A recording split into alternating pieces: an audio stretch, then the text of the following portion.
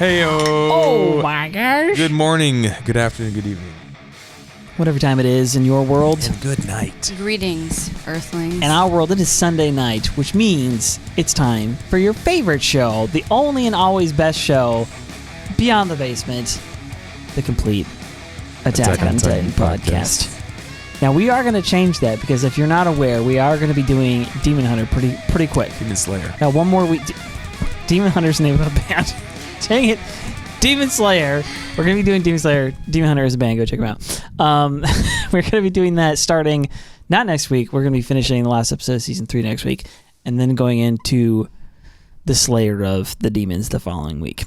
So, reactions, all that stuff will be on YouTube as per normal. Trying to think of any other announcement thing I wanted to say right there.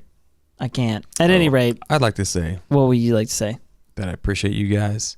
And if you appreciate the content, go check us out on YouTube. Yes. But also twitch.tv/beyondthebasement. Come join us for a Friday night or Saturday night game nights when we are getting together. We're getting together with the squad, getting to know each other, getting to talk some additional deets. It's kind of a... Can we just do a quick side story here? Okay. Last night, we normally do game nights Friday nights at 8 o'clock, so join us then. Once a month, we have to move it to Saturdays. So yesterday was our Saturday game night, and so we're like, yeah, let's play some Among Us.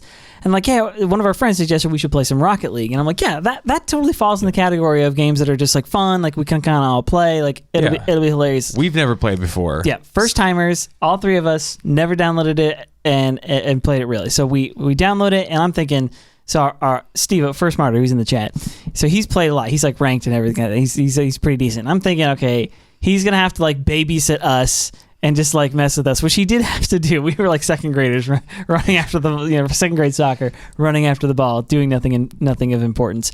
So that was the case. But then one of our viewers piped in on the chat and was like, "Yo, can I join?" And we're like, "Sure, whatever." Yeah, we got a lobby full of 8 people in there. Yeah, we did 4v4 skirmish, and it just so happens that the god Ymir herself descended down. He was apparently like a grandmaster rank, or like the highest rank you could get. I've never heard of. He said he was second from the highest rank. Oh, second from the highest? Yeah. But basically... He was literally flying around like Superman. I was like on the ground, like groveling in my sin, and he was like ascendant and like doing things that should not be possible with his car and flames, and it was quite the spectacle. Fortunately, it was as if LeBron James came and played with a bunch of like not even high schoolers. Like I barely even touched the ball a few times early in the game, and he was flying in the air, flying around. At least you guys made some goals. I think I touched the ball like once or twice. It's a difficult game. Mostly I drove up the walls and then fell. I did a lot of that too. It is fun, but it's also hard. But this guy came down and like smashed us all. It was like in like the most, but in like a kind fashion. Yeah, he's like, "Sorry guys, my bad," and then just destroyed everyone. So he was chill though. He got on Discord and like hung out with us for a little bit. But it was a great time. One of the more epic game nights that we've had, just mostly because of that. And also it dawned on me, Steve's listening right now, so it dawned on me that.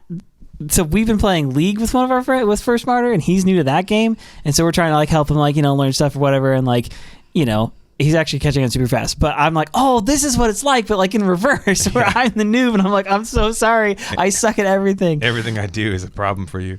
Okay, so it's a great time. Come join us for game night. It's really awesome. We always have a hilariously good time. All right, episode 58. This episode is called Attack Titan. This is also season 3, episode 21, in case you're keeping track.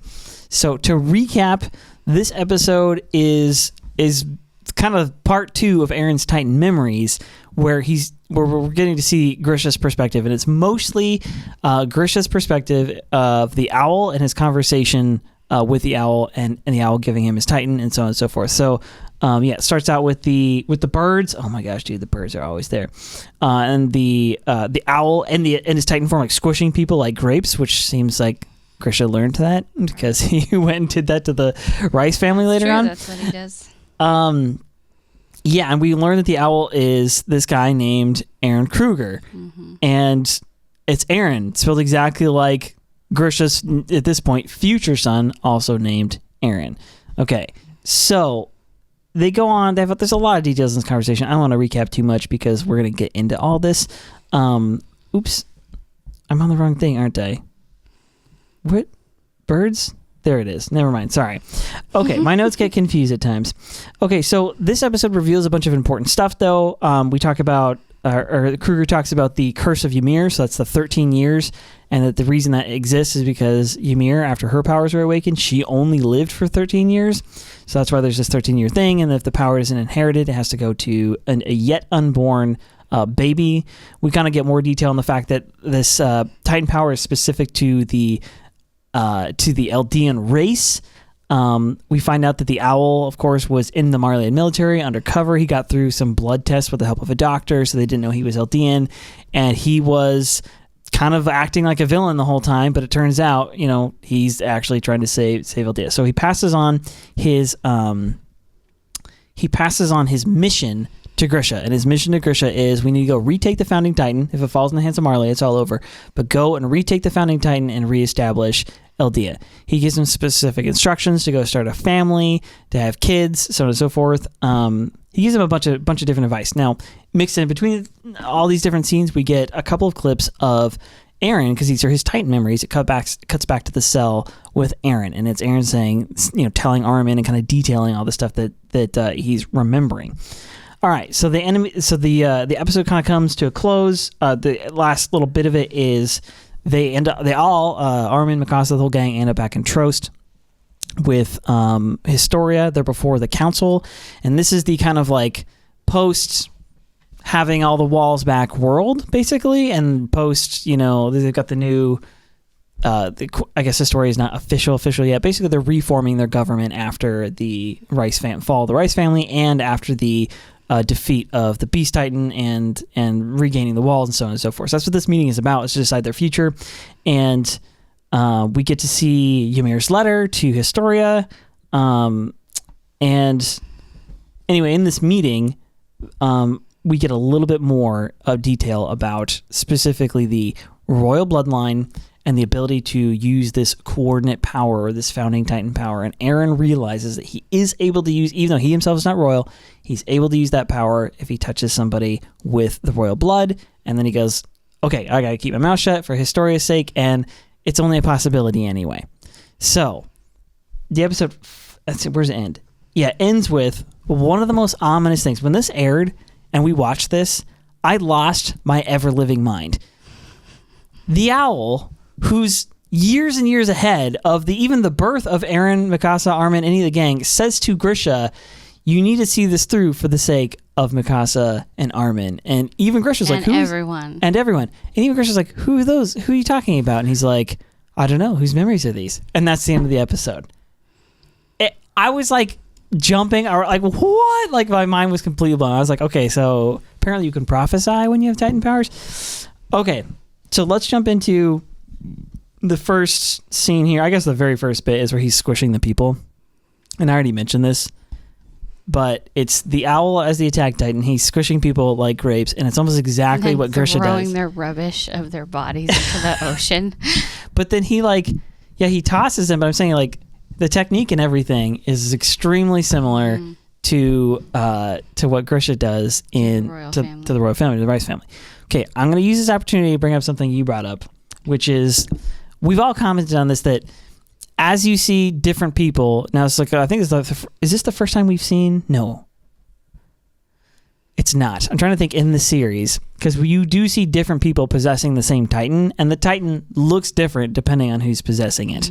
It usually sort of resembles the person that who has it. Something we noticed, though, is that at this point in the series, we have seen I'm trying to make sure I'm not spoiling here. At this point in the series, we've seen Eren have the attack titan, we've seen the owl have the attack titan, and we've seen Grisha have the attack titan. And Eren and Grisha both have the pointy ears. They both have the kind of elf ears. The owl does not. It's the same titan. They all have the attack titan power, but Eren and Grisha have these kind of like elf-looking ears. You know who else has elf-looking ears and who claims to be related? He calls him our father, is Zeke. Zeke, in his Beast Titan form, has the kind of elf-looking ears, at least in season 3. Does he have it? Yeah, he has the whole thing, the whole time? Okay. So I want to make sure that stayed consistent. Okay. So the other similarity is that between Grisha and the Beast Titan, they're both kind of furry.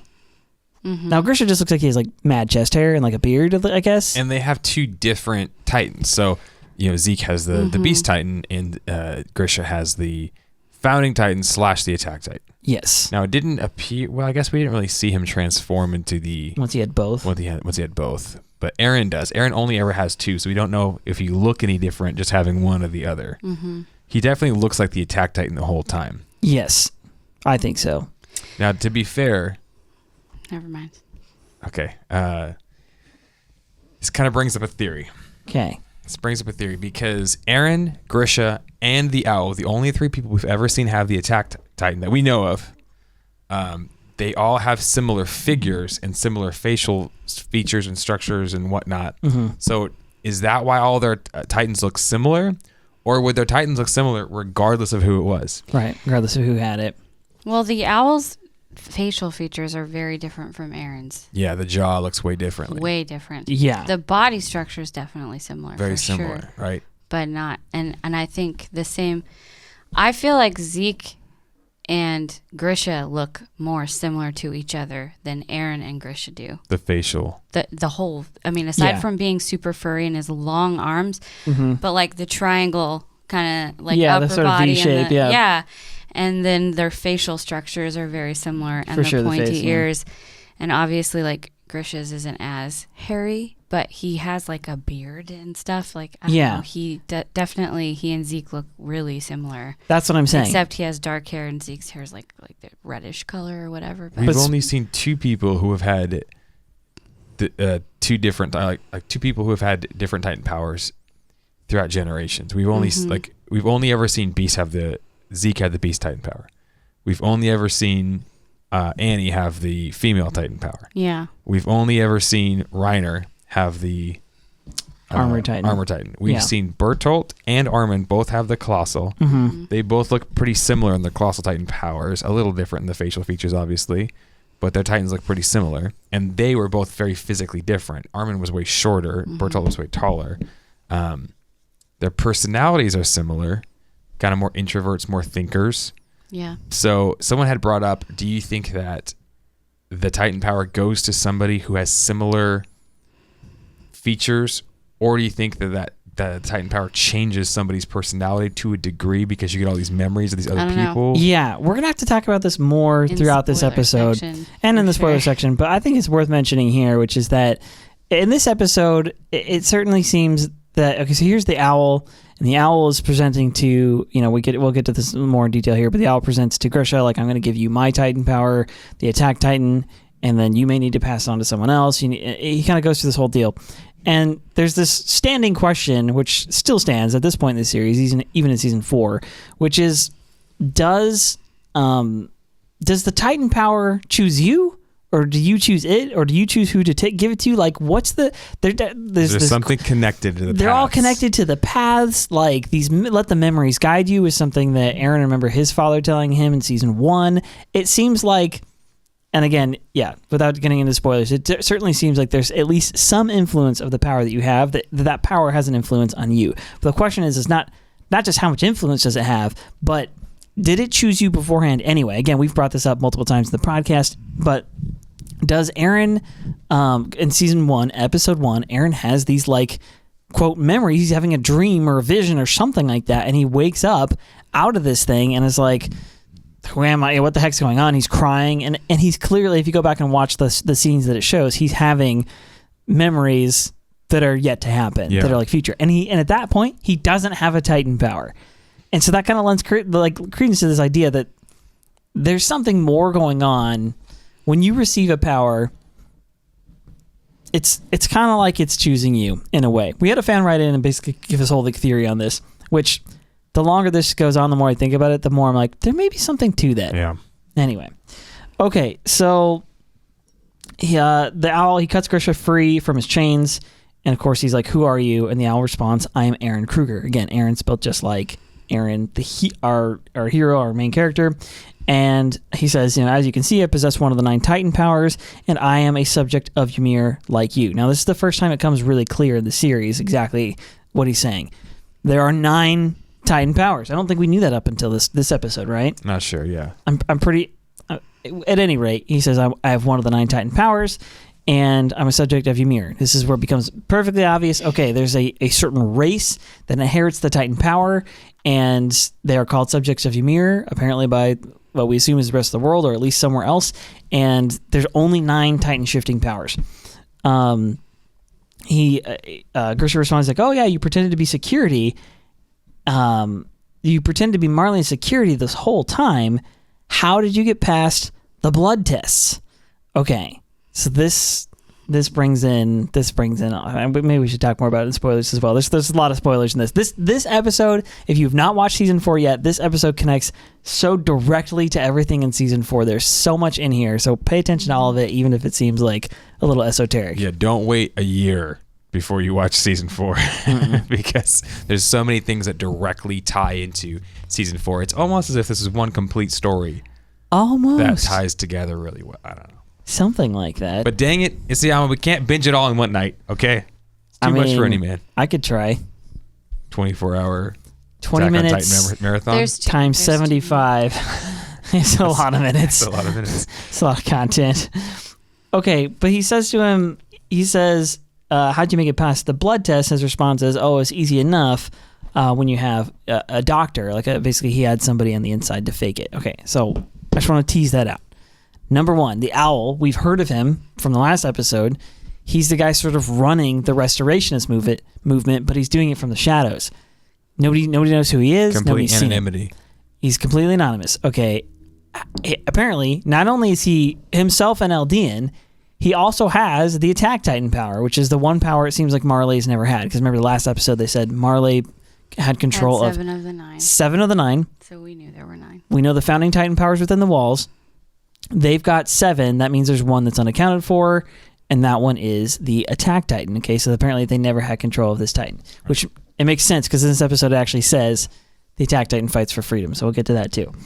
All right, so he says, how did you make it past the blood tests?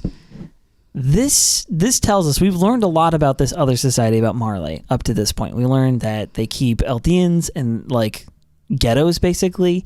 We've learned that they really hate their freaking guts, but also that they recruit them to fight on their behalf in the form of Titans. So the interesting thing here is that these people are so careful and so racially separative that they blood test people to make sure that they don't have any mixed. That they're not secretly hiding in Marleyan society without an armband Which on. tells you all you need to know about racism. There is no actual difference. There is. Yeah, you look the same. You sound the same. Everything's the same. Even if you look different, it's like, okay, do we still have blood? Are we humans? Yeah, you're humans. Yep, okay, check. So checkmate. Your racism is stupid. And so much so, in this society, they're like, we can't even tell if you're the thing that we hate or not. But let's test your blood to see. What? Test your blood and then mark you. Visibly make you wear an armband around. Just so we can tell if we hate you or not. The racist Mario character who goes up. Racist Mario. That's a spoiler. So, but anyway, these characters that see people and they're like, oh, hey, what's going on? They treat Eren Kruger the same. And then all of a sudden they're like, wait a second, you're an Eldia. And they treat him completely differently, based off of just some. They'd kill him and throw him off they'd turn him into a Titan. Just off of some knowledge. That's foolishness. All right. So he says, yeah, it's easy enough to do with the help of a doctor. So he fakes his blood test. That's how he's able to be secret this entire time. And dang, my notes, dude. Every week there's at least one that's really butchered. This one says, scores make food allies. Not sure. That sounds like some paths is happening right now. Not sure. Do the scores make food allies? I don't know. Oh, okay. I got it. Doctors make good spies. That's what that was supposed to. Yeah. Doctors make. This is where he tells him that. And yeah, I can't spoil that. I guess that's a spoiler literally for the next episode. But just keep that line in mind if you have not watched the show. And then he says, Grisha, his friend who remembers the last episode, he had his friend, Grisha's friend was pleading. He's like, oh my gosh, I can't believe I trusted you. And they toss him off the wall and he's the bait or whatever for the Titans. He said Grisha had a reason to grieve. He was actually kind of legit in what he was upset about. You got everybody sold out. Yeah. And here's the thing is, this episode's tough to watch because if I was in Grisha's shoes, I think I would do everything he's doing. I would feel hopeless. Yeah. I would feel like, because his next line he says, I was a useless father, a useless husband, and a useless man. Because he's looking back at his life and he's like, okay, I was full of hatred. I turned my quest for freedom into a living vicariously through my son. Who I never saw as a son and only a tool. I only saw him as a tool, and I forced all this stuff on him. It was so bad that he actually turned on me, and not just me, but my entire movement and everybody I was leading and everybody that I was helping, including my own wife. And I just watched all of them get turned into Titans, and my whole life has been oppressed and full of death and despair and horrible stuff. And not just has my life been filled with that, I made bad decisions. I got my sister killed when I was a kid. Grisha's had a tough freaking life. His wife is now a Titan because of his actions.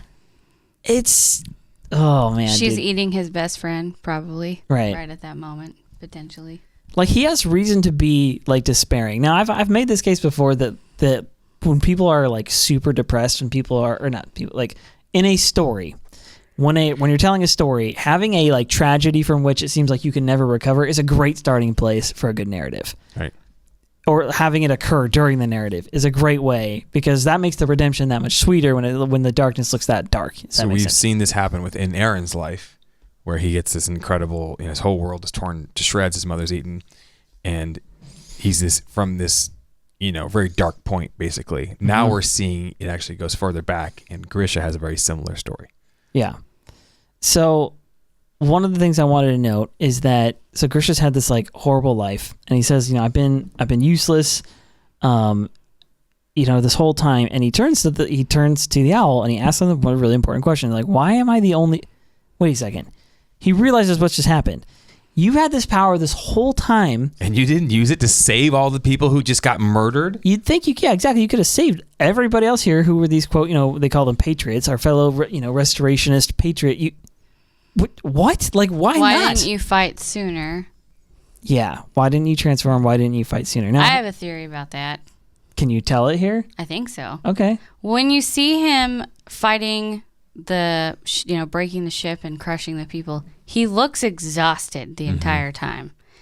And when he turns back into his human form, he's bleeding from his nose. He's pale. He collapses. I think that he has to be very careful. Yeah.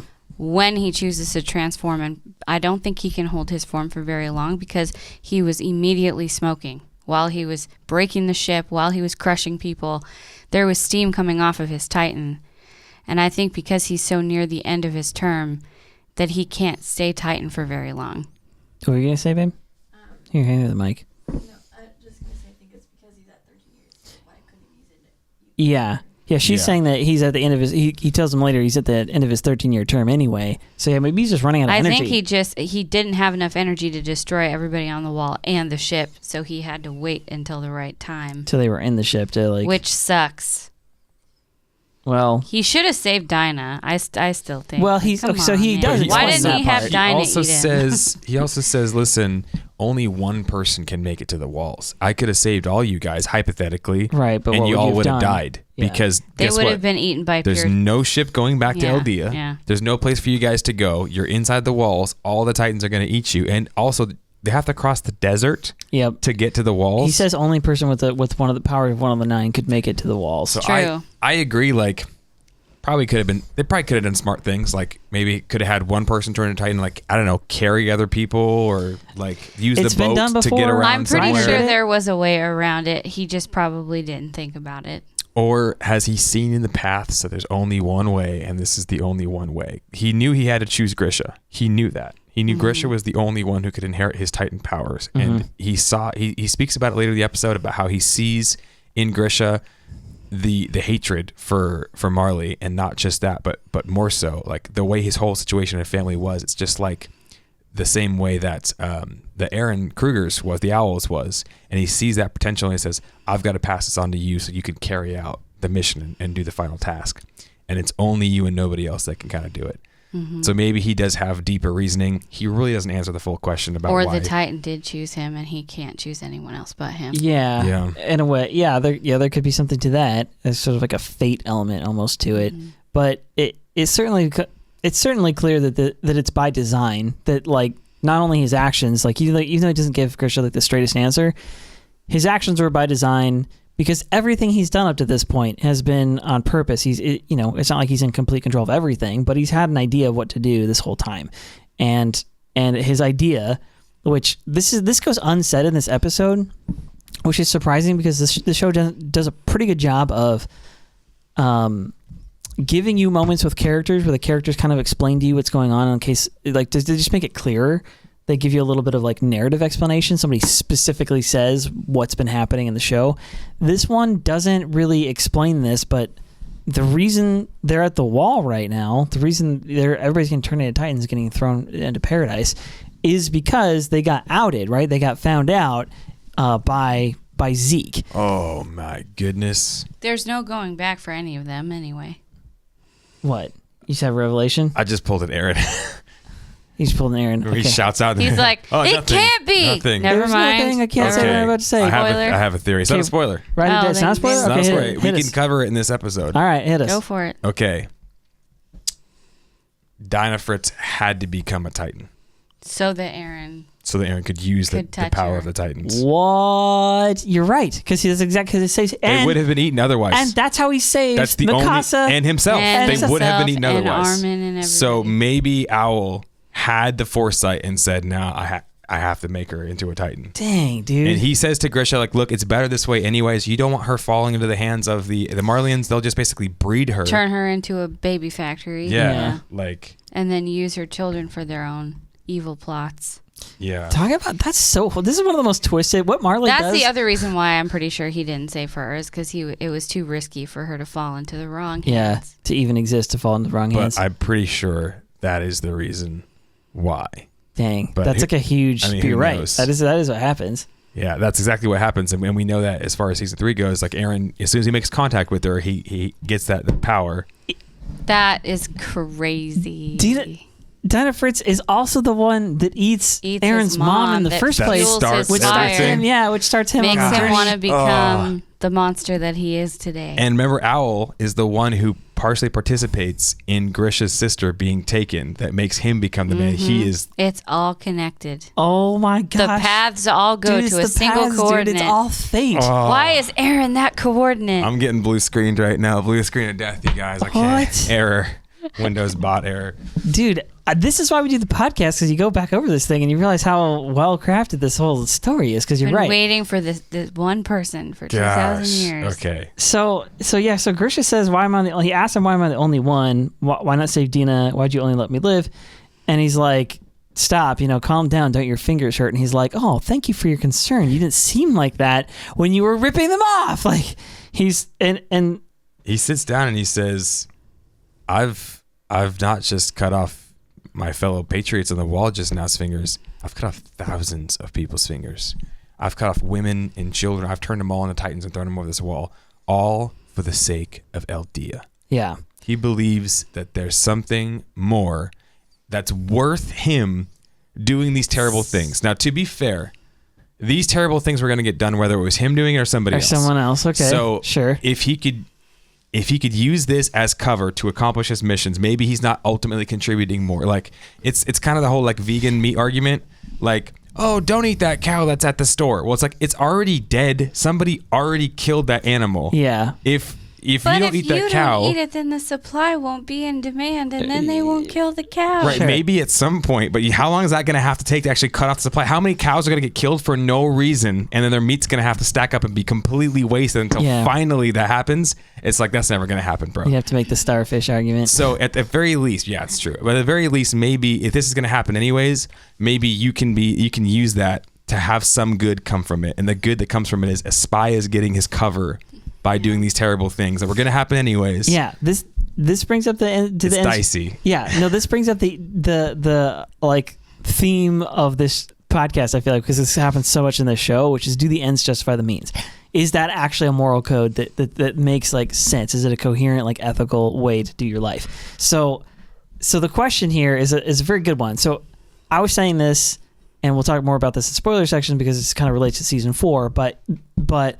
The owl, Eren Kruger, lives an entire career basically where he looks like he's the villain, right? He's kicks a kid, knees a kid directly in the stomach last episode, is responsible for throwing people in prison, for cutting out their fingers, for throwing them over the walls, for doing a lot of really horrible things, which admittedly, you're right. If it wasn't him, it would be the next guy. Somebody else would be doing it. Someone who actually hates these people. Right. So you could make that, you could put that a point in the column marked, favor towards, the ends do in fact justify the means. Sure. But that is this is a really legit question. I love this one because he actually is a spy, and you guys know I love spy stuff and espionage, and this is like an ethical question that all espionage, everybody who does that has to face, which is, in order to be a spy, what are the rudimentary things? You have to lie. You have to pretend like you're not after information that you're after. You have to pretend like you're somebody that you aren't. You have to do something that, like, in a day-to-day context would be considered at least somewhat immoral, but we all agree that moral equation, that context changes a moral equation. Context changes it. Intent changes it, right? There's a difference between manslaughter and murder. You tried to, whether you weren't trying to. There's lots of kind of like, what am I trying to say? Moral nuance to the whole idea. But my point with this is that the owl is a terrible, terrible villain for years at a time, and specifically terrible towards Eldians and not necessarily of his own choosing, but has to be terrible towards the restorationists, towards the revolutionaries. And it turns out this entire time that by design he was doing it to keep his cover so that nobody would know who he was. And he said, I did it all because I really felt like I was doing this for the sake of Eldia. So it tells you a couple things about him. Number one, he really believes in his cause. And number two, that he's willing to go to that kind of length. Think about it. The guy's got to be, I'm just trying to think, like it sounds like he has some co-conspirators. Mm-hmm. Yeah. The doctor who helped him pass a blood test, things like that. So he's not entirely Whoever alone. had the power before him. But that's a really lonely and horrible and like disturbing life in a way.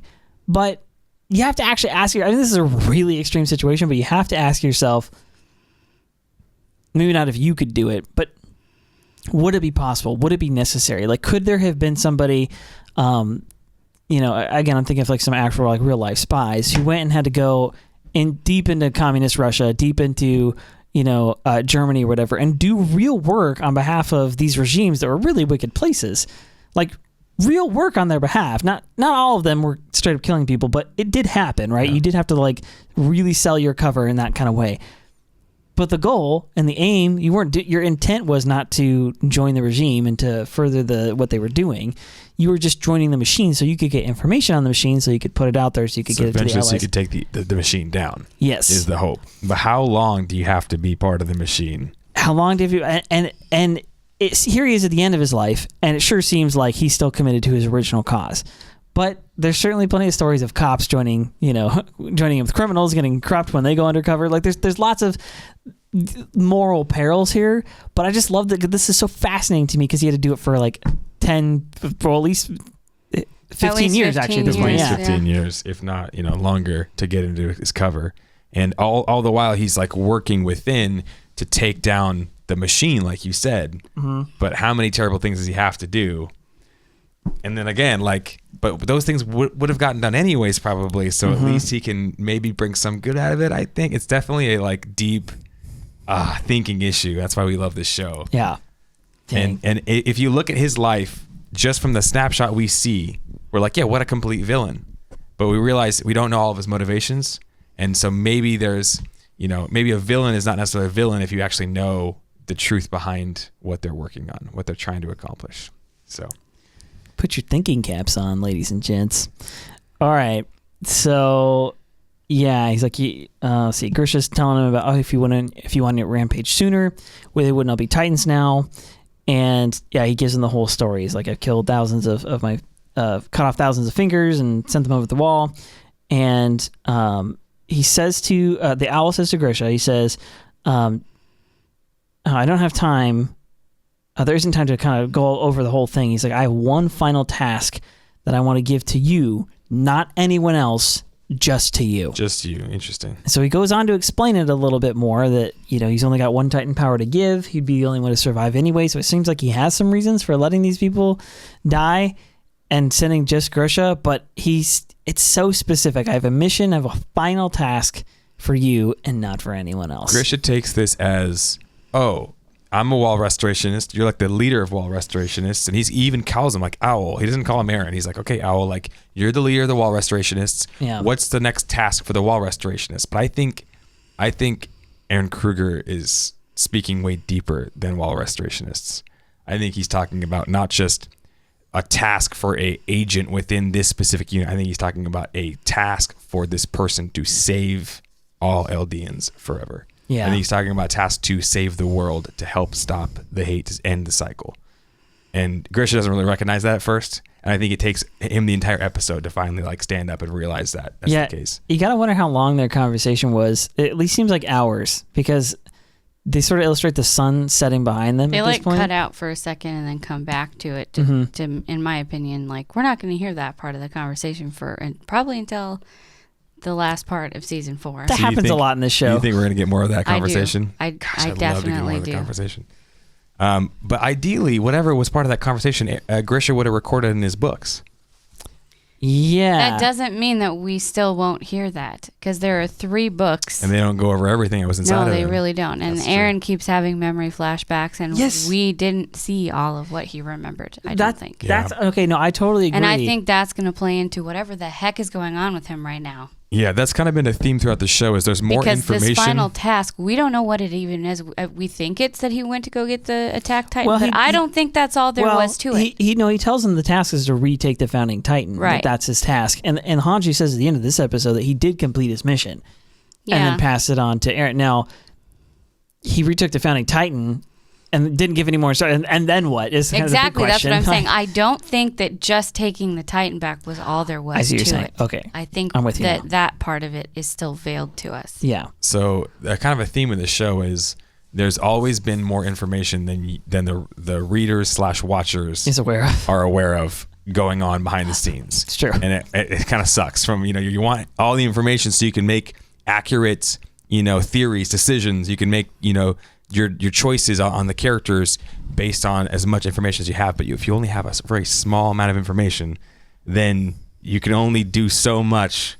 It's like the manga readers or the manga readers, The manga readers are always like, gosh, you guys are missing it. And we're like, that's because we don't have all the information you have. know yet. We only have this one little one-dimensional view right now. We're trying to do everything we can with that one-dimensional view, but we just haven't seen Trying to piece it all that much together. more. It's like in the wars, they say, if you could take back any, assault rifle or any amazing like bazooka back into like, World War I to really win the war. Oh, yeah, I've heard this. What would you take back? Would you take a fully automatic saw back and just freaking drill kids down, or would you take, or whatever? And they said, actually what I'd take is a walkie-talkie. Yeah, one set of walkie-talkies. That Because would change every war. information is so crucial. If you could get information quickly disseminated back and forth, then you could actually win wars way easier by movements and by intel. And this has always been the case. They've always been trying to figure out the truth behind the Titans. What are they? Where are they? Where did they come from? Now, we've gotten more and more and more as the seasons go on, but we still don't know everything, and that still is affecting the way we see and view the seasons as we go. Yeah, the core of the story, like in a way, it is a very Isayama story, Isayama way of doing things, where he like doesn't even really get, like, you think you know the core of the story, and then you get to season 3 and you're like, oh yeah, I didn't know anything actually. It happens every season. You go season 1, you're like, oh, okay, we're gonna fight against these monsters. Season 2, you're like, oh, they're not what I thought. Season 3, you're like, oh, that's not what I thought. Season 4, you're like, I don't even know who I am anymore. Nothing makes any sense ever. Yeah, that's pretty true. So the owl goes, that first day when I met you kind of set things into motion. Part of the reason that I chose you was because of the way your sister died, your parents, the arrest, all of that. And it shows the flashback. Yeah. It shows Kruger being a young man there, and he's sitting there as gross, lies through his gross teeth about Grisha's sister, and he says, oh yeah, we don't know. And Kruger's looking at Grisha, and he says, the hate that you had in your heart could have burned the whole world to ashes. In your eyes, the hate. Oh, the hate that we saw in your eyes. Could have, because he knew that this guy's a liar. Yeah, and his sister died. He tells him too. He says, he's like, this fostered enough hate inside of you to get you to get you this far.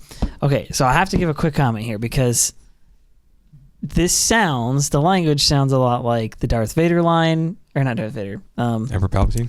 And he's like, yes. What does he say? Let the hatred flow. Yeah, let the hatred flow. All right. So the reason I want to bring this up is because we need to email our Japanese speaking friend and actually get one. I need to give me a reminder on that.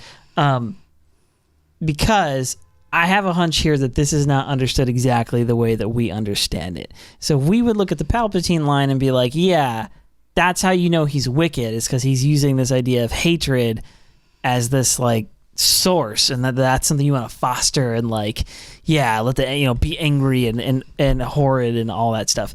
But we all know like, okay, well that's what makes you a villain, and yet here's the owl saying that, and again the owl kind of maybe treads this line between villain and hero. It's hard to, at this point we see him like, oh, he's trying to do something heroic, but nonetheless, let the hate that festered in you is what got you this far. I don't think he means it necessarily in the exact way that we understand it. I think you could say, yeah, hate, but revenge. You could say indignation. Basically, what he's saying is you saw this grievous injustice and were so motivated by the injustice that it got you as far as you are now.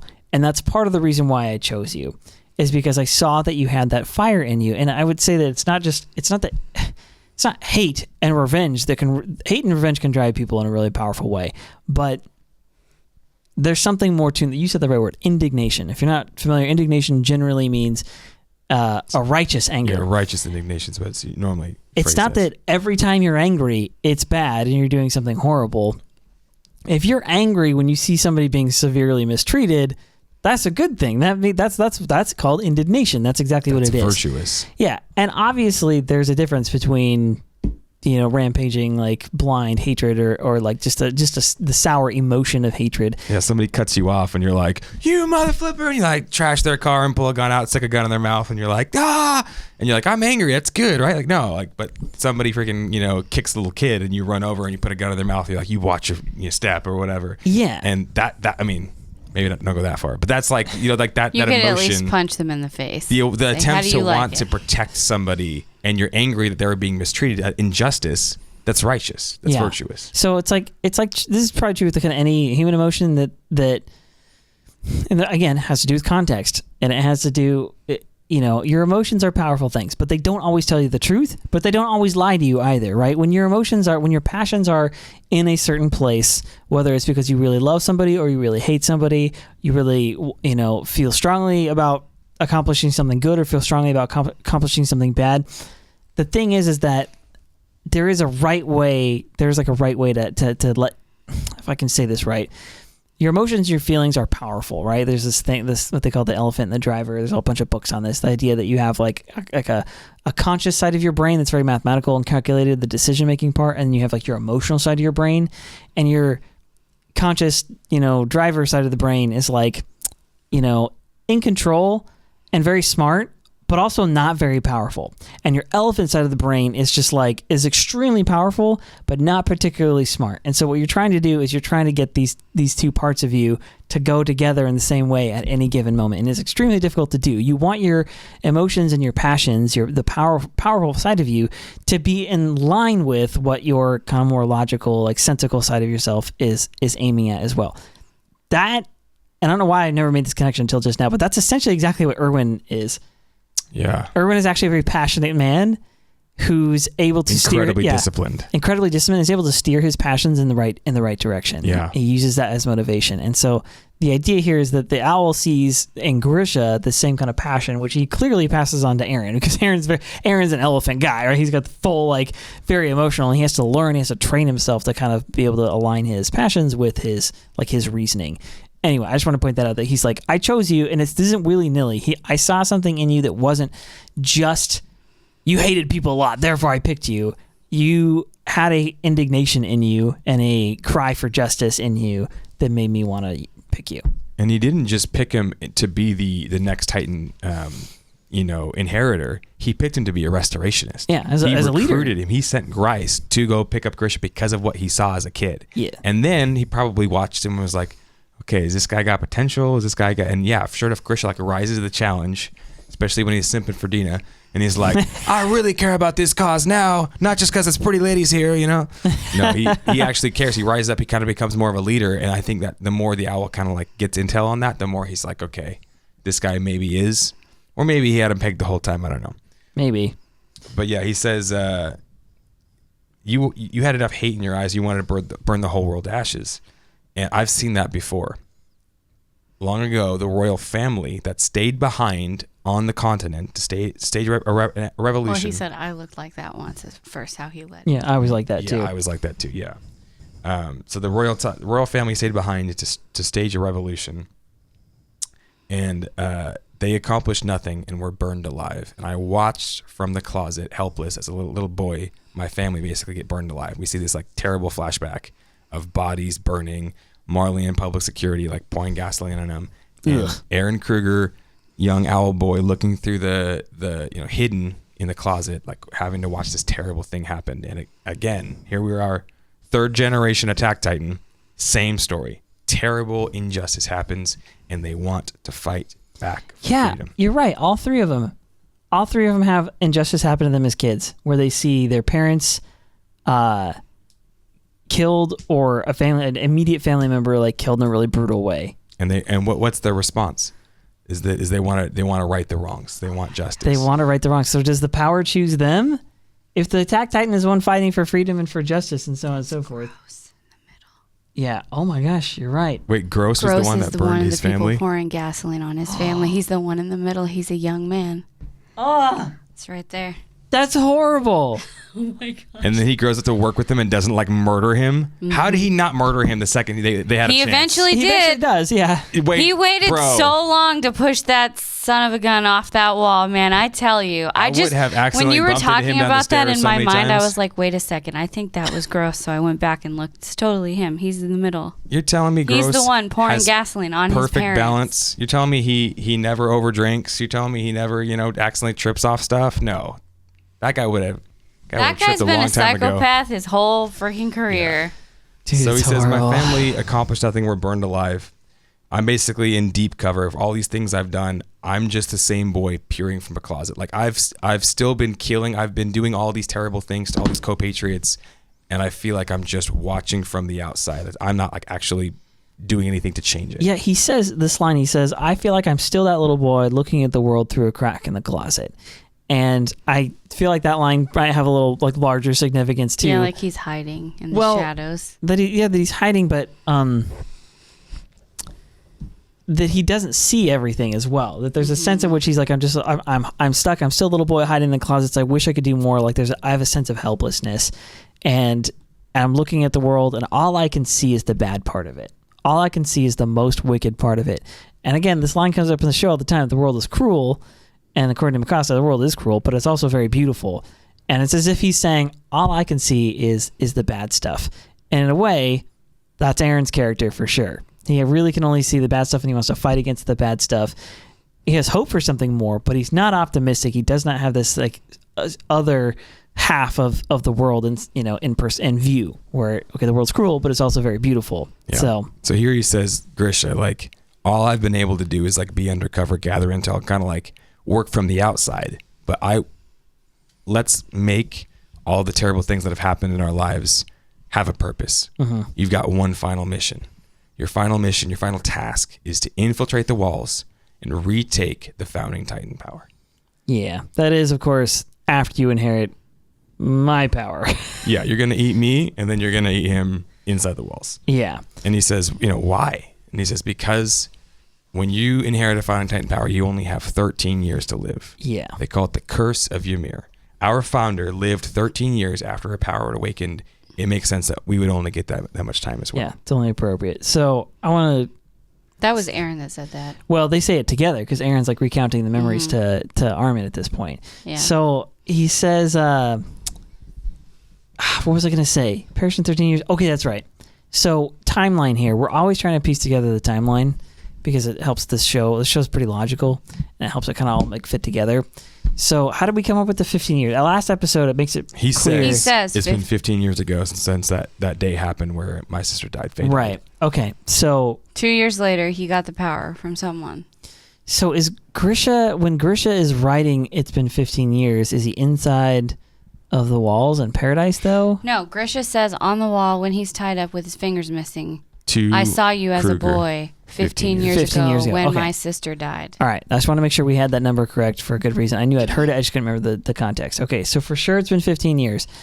You can only have the Titan power for 13 years. Mm-hmm. This means that at some point that somebody else had the attack Titan power and passed it on to the owl. And it sounds like it must have also been a secret. We already hit on this, that this seems like the attack Titan is at least a power that Marley never had control of, that they never really had any like say, and that this power seems to be like no one has the ever freedom had control of it. It sounds to me like it's like always been the freedom fighter power. It's like the libertarian. It's the usurper of the king. Yes. And so I want to put that. I just want to throw that out there because we're now getting to the part of the show where it deals a lot with like history and 100 years ago and ancient history and going far. You know, like there's a lot, it deals with that quite a bit. So somebody passed the power to him, and now he's passing it on to Grisha. It's just, I just gotta know who had it before him, and how is it? Okay, this is my other question. How do they practice? This is a legit question. Eren had to do a lot of practicing when he gets the Titan power, and he doesn't even know he has it. He has to practice a lot in order to like hone in his like skills and get that whole thing down. Grisha gets the power, and as far as we know, heads straight for the inside of the walls. And then eventually... Homie had to practice out there getting probably through some Titans. Yeah. You don't think he had to like... But I'm saying years later, maybe not quite 13 years, whatever, a long time later, he goes in to steal the Rice family, to steal the power from the Rice family. And he like really knows what he's doing. Yeah.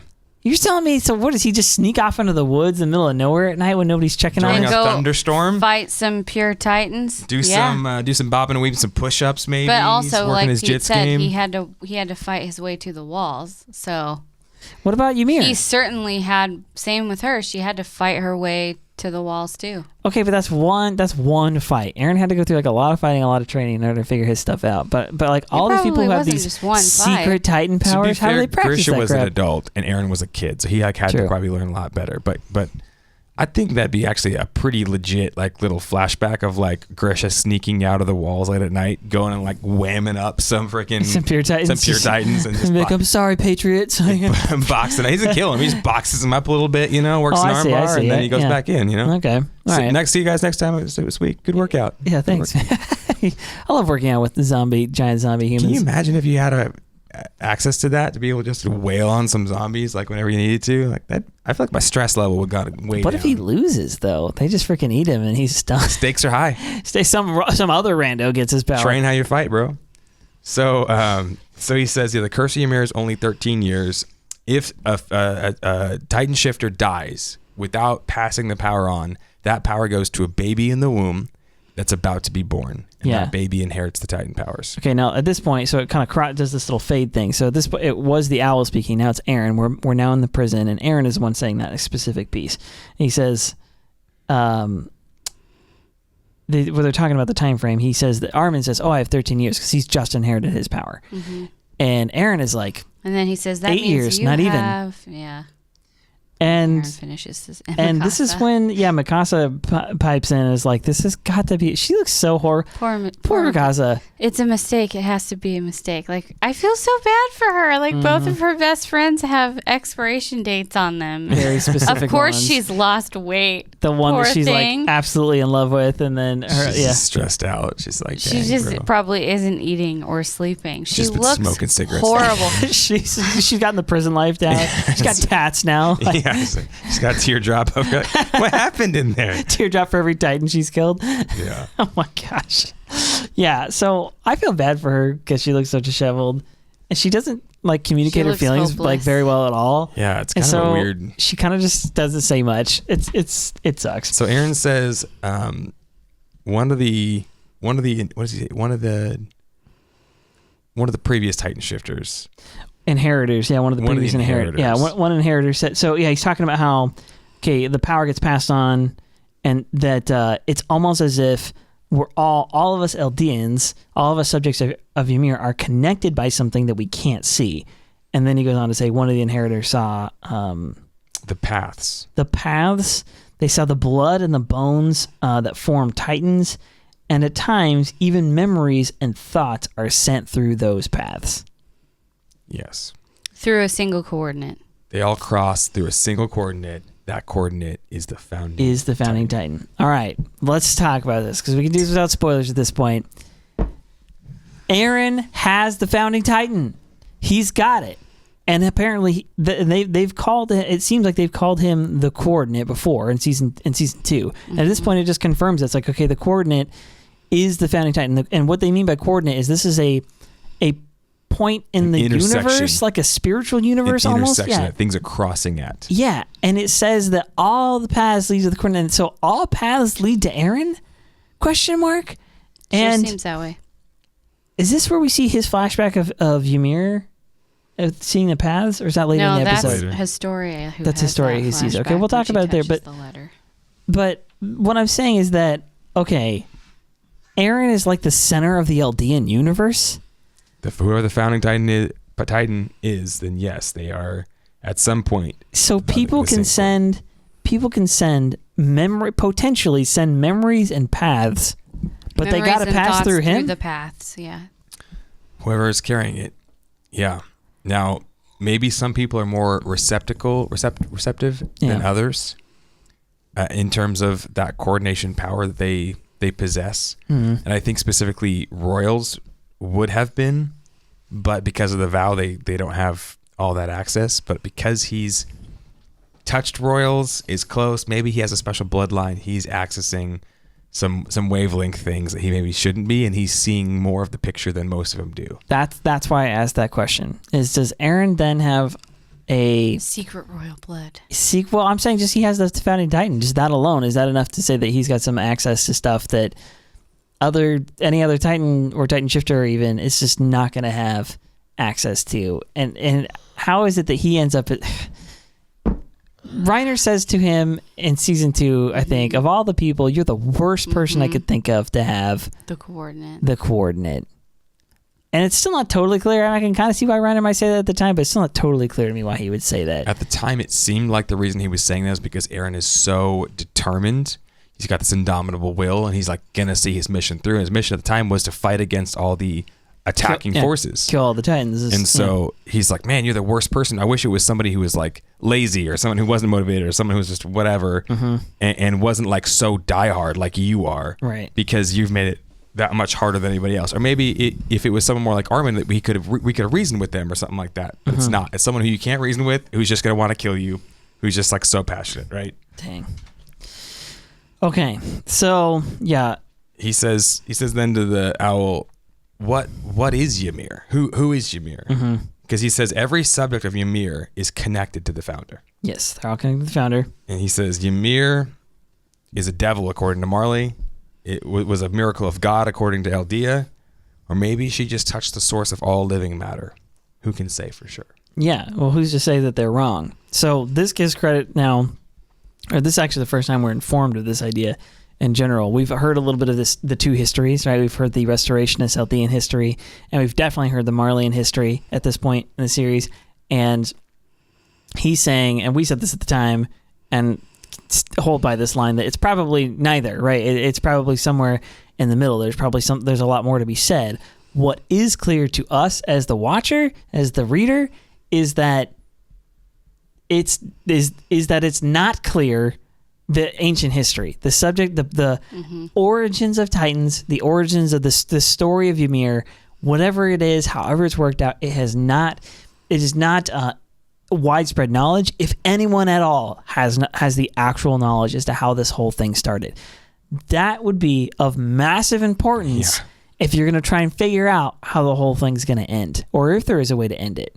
Because if you knew more about how these Titan powers began, and if you knew more about where this thing came from, what is the source of all living matter? It's like a legend. It's just some ancient, like, oh, maybe she touched, and who's to say they're wrong? I don't know. No one really knows. We should figure that out, okay? And we have these things called Titan memories, and Eren has a coordinate, so doggone get back there and find out what the frick happened. We even know somebody royal. Like, if you go make out with Historia and see if you get a little zing there, buddy. It's for science, okay? He has to do it for science. Yeah, it's for science. All right. Fair enough. Cool side note here. Somebody pointed this out earlier in our streams, but when he's talking the Japanese here, if you listen to the subbed version, he says, a devil or a god, somewhere between or whatever, when he's saying those words in Japanese, he says Ackerman, which sounds like Ackerman. Ackerman, talking yeah. about the devil or the gods. It's like pretty cool. Another note for our Japanese speaker: we need to find out if Ackerman means devil.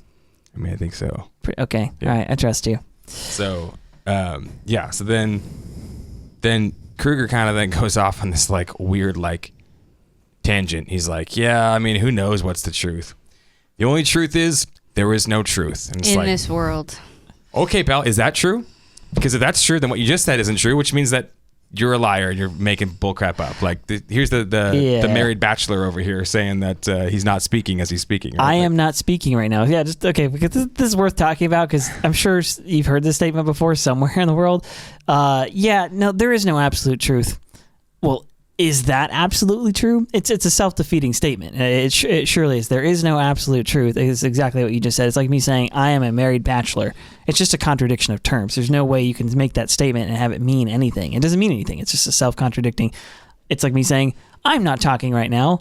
Okay, but I was talking to say the phrase I'm not talking right now. So it's a circular defeat. There's no point at which that's actually the case. It gives way to something that's deeper because what you're saying is there is no absolute truth, but you're presupposing that everyone's going to believe that there is such a thing called truth, and that you have it, and your truth is like your truth is that there is no absolute truth. But here's the thing: just to tease this out, the reason the statement fails, there is no absolute truth. Okay, well, it can't be true because at least one thing must be absolutely true, and that one thing is that there is no absolute truth. You see what I'm saying? These are two contradictory terms. If you said there is no absolute truth other than this truth here, that there is no other absolute truth. Well, and here's the thing is, so the existence, it's like, okay, in science, if I say that, mugs exist, this mug exists, at least a mug exists, you now have reason to believe that if there is a mug, there could potentially be more than just one mug, right? Unless you'd have to come up with evidence to say that there's not.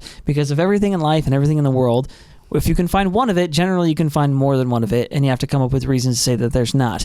So in humanity, you can say, okay, a human exists, therefore there may be more humans, and you have plenty of evidence of that. There's three of us sitting right here, but to say, okay, well, there's an Eric in the world, but that means there must be more than one Eric. Okay, well, that one you're going to have to actually go.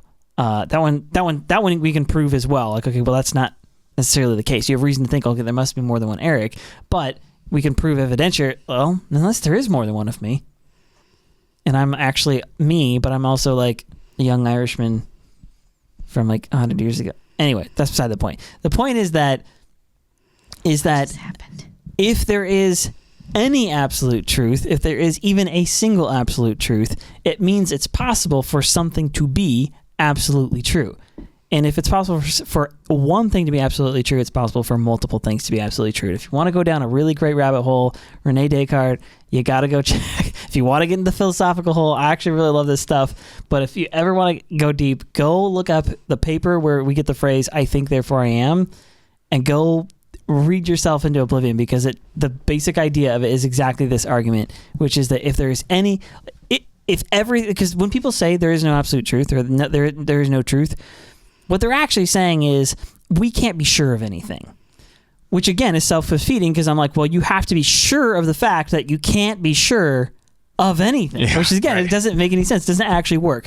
Rene Descartes' thought experiment is okay, well, let's suppose I am being deceived by absolutely everything. That everything I see, his example is I'm being possessed by a demon. I'm possessed by a demon, and it's deceiving me of everything. The other version is a brain in a vat. So I'm actually like the Matrix. I'm just a brain in a vat, and I'm being fed a bunch of signals.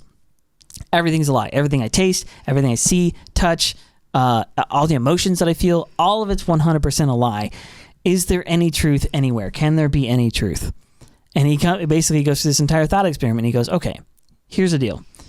If I am having a question, then there must be someone to have the question, right? If I think to myself, if it's even possible, which I know it's possible because I'm doing it right now, if I can think to myself, am I being deceived or am I not being deceived? The fact that I'm able to reason, well, something that doesn't exist can't reason. So I think the fact that I am thinking at all, the fact that I'm reasoning, thinking, questioning, even if I'm deceived about everything else, the one thing that I can't be deceived about is the fact that I exist. Okay, that thought experiment leads you to what's called a foundational truth, leads you to what's called an axiom, a self-evident truth. Okay, I can't prove that I exist, but the thing is by necessity, I must exist. And if I exist, I know one thing is absolutely true, my existence. And if absolute truth exists, it would give theory to there might be more absolute truth. There might be more absolute truth. So he built a whole philosophy on this idea of like absolute truth exists. So Kruger, we appreciate the sentiment, but now moving past that, I think Rachel actually has the right idea about what he means. He doesn't actually say there is no absolute truth. He just says there is no truth in this world. And I think what that actually means is that in the world that's been created by the Marleyan government and the Eldian government, there is no truth because they're both full of crap. I think that's what he means too. They're both when he's lying. That, they're not telling the truth. So how can we know the truth about Ymir since both sides are spewing propaganda inside of which there is no truth? It's all just a bunch of bullcrap. The problem with that is he uses the word truth and he says there is none. He says there is no truth in this world. But it's a translation. Right. But the thing is, the way I'm taking it is in the world that they think of, their world isn't real because it's been spun for them by a bunch of people lying about what the world actually is. So they've been fed a bunch of lies. Is what he's trying to say, if your king can change your brain and make you forget things and think that the whole world has disappeared and the people inside the walls are the only people in humanity left, like what even is the truth anymore? You know what I mean? But it still exists. Yeah. And we're seeking Of course after it does, but in the world that they know, there isn't any truth in what they've been told. I think it's a translation thing. I think the sentiment is what Rachel is saying. Because we've been fed a bunch of lies. Yeah. So who can say what the truth about Ymir even is? Well, because his next line is anyone can become a god or a devil. All it takes is for someone to believe it. Exactly. So that's also an interesting statement. Okay. He says that Dinah had the blood and he couldn't abandon her to let the enemy have her, meaning he didn't want her to be just a breeder for the sake of Marley to churn out more royal blood for the sake of Titans. Plus, he's expecting Zeke to spill his guts and tell everything. Yes, he had to be done before Zeke told them everything. Mm-hmm. And then he says, so I have fulfilled my duty. Now it's time for you to fulfill yours. And he tells him, only somebody with the power of the 9 Titans can reach the walls, and this job just isn't done yet. And so this is where Grisha has another one of his breakdowns. He says, if I'd have known that this is what it was going to take, the price of freedom. This is the price of freedom, I wouldn't have paid it. Dang. That one hurts. I'm like, come on, Grish. Come on, homie. As he's looking at his nubbin hands, like, this far. Poor guy. He lost his whole world, though. Everything like, he lost knew. his wife, his son turned on him. He lost all of his fingers. He lost his parents. His friends. His home. Yeah. All of his friends were murdered in front of his eyes. His wife got turned into a giant house-sized zombie. He doesn't see what good can come from the situation. Yeah. And here, the owl looks him in the eye and is like, dude, we have to make good from this. Otherwise, like this story can't end here. Yeah, and he tells him, stand and fight, Tatake, for the sake of restoring Eldia. And then he goes to show him the picture. He's like, I took this from your home, and it's a picture of Grisha and his wife and Zeke. And he says, Grisha responds, and he's like, you can't stir up. He won't look at it. He won't even look at the picture, and he's like, good luck trying to stir up my hatred. That's not going to do any good now. Like he's like that far in despair. Yeah, he says like, you can't look, you can't stand, you can't fight. Like, what did the Marleyan government take everything from you? Yeah, Are you castrated? Did they castrate you? Have you no balls? And he says, all I have left are my sins. And the owl responds, he's like, that's more than enough. We can work with that. I can work with the fact that you have this regret over the thing. Because that's the thing that we were saying at the beginning of the episode. That's Grisha's position. And I would be in that position too. All I have left are the things I did wrong. Well, initially he has this hate, this other hatred, right? Mm-hmm. And the owl was like, yeah, we can use that. Like you can use the injustice that's been done to you to fuel you to want to do the right things. Mm-hmm. And then when you're sins and regret, like you can look at all the things and be like, I wish I would have done this differently. I'm so sad about all the terrible things I've done. Well, you could stay there forever, or you can get up, dust yourself off and say, okay, I've done these terrible things. I'm going to try to do the right thing going forward. Yeah. We can use any of it. Anything can be used as motivation to go forward. You have to just find it in yourself to look for the hope going forward. Stand up, dust yourself off, look at the photo, and tatake, bro. Hope for redemption. That's what he's offering him.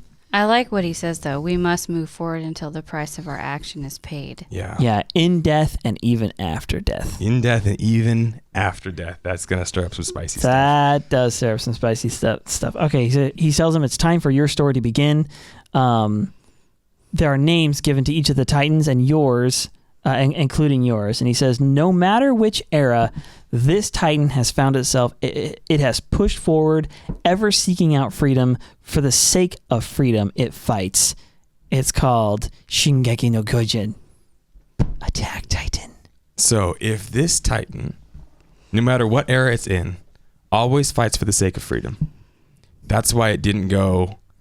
that's why it's... Marley never had control of it. It's always been the Rebel Titan. This Titan is Zach De La Rosa. This Titan is American. At the MTV Music Video Awards in like 2000 or something like that. They called him the Rebel Without a Cause. The singer from Rage Against the Machine is famous for lots of random stunts, but one in particular, he like climbed...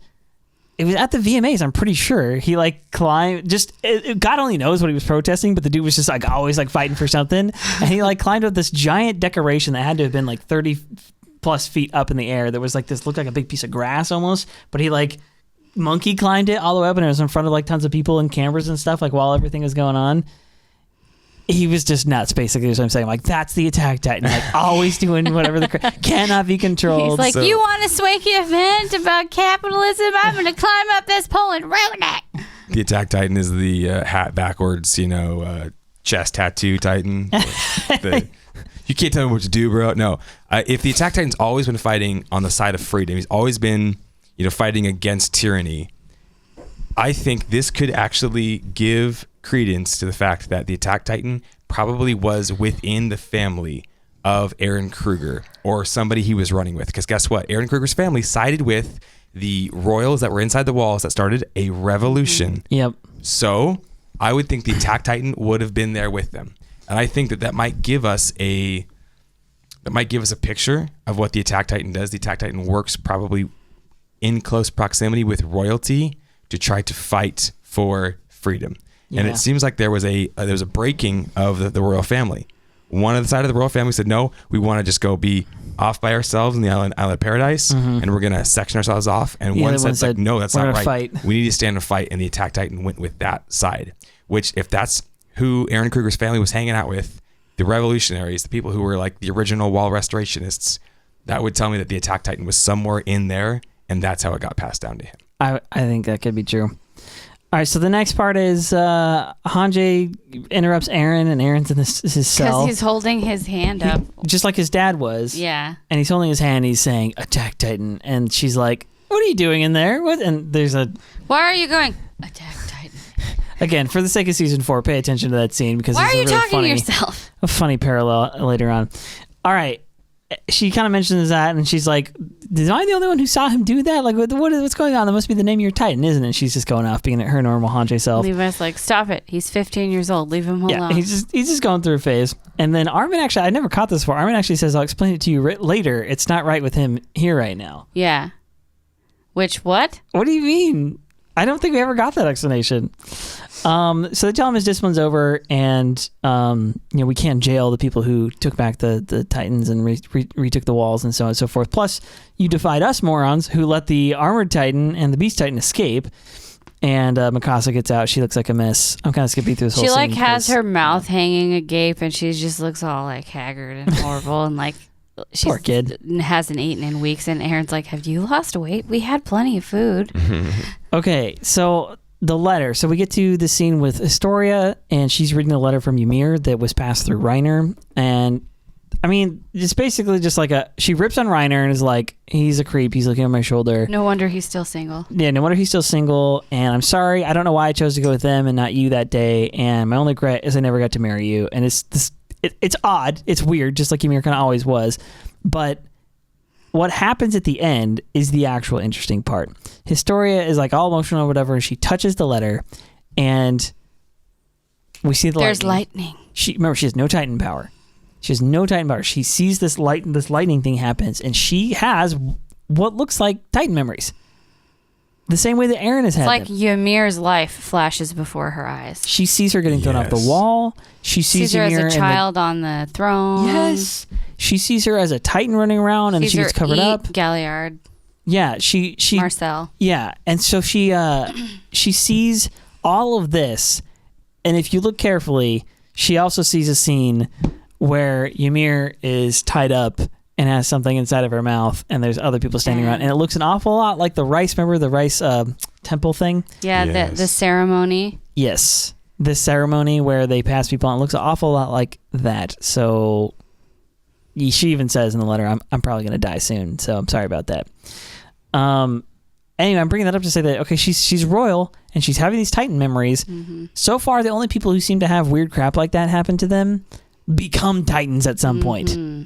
So is it just the paths? Is it just that she's royal, or is it some kind of future statement? I don't know. I don't know, because when she touches Eren, her dad tells her to touch Eren, she has memories then. And how could she just touch a piece of paper? But he's a shifter, just right? A piece of paper was enough. Ymir was a shifter, and somehow Ymir... She lick it? Well, Ymir... Wait, hang on. Maybe it's a DNA thing, because Ymir was probably crying. Maybe her skin cells are on there. Maybe if she comes in contact with Titan shifter DNA. You didn't tell me Historia and Ymir never high-fived and were like, whoa, what? I just had Titan memories. Or maybe it was just unlocked at certain points. I guess. I don't know. The cool thing is, they had a strained relationship throughout all. What seemed like, unrequited love, or like some kind of what's the term? Not symbiotic, but where one is kind of draining the other. Codependent relationship where Ymir always seemed like to be tagging along and bringing down Historia.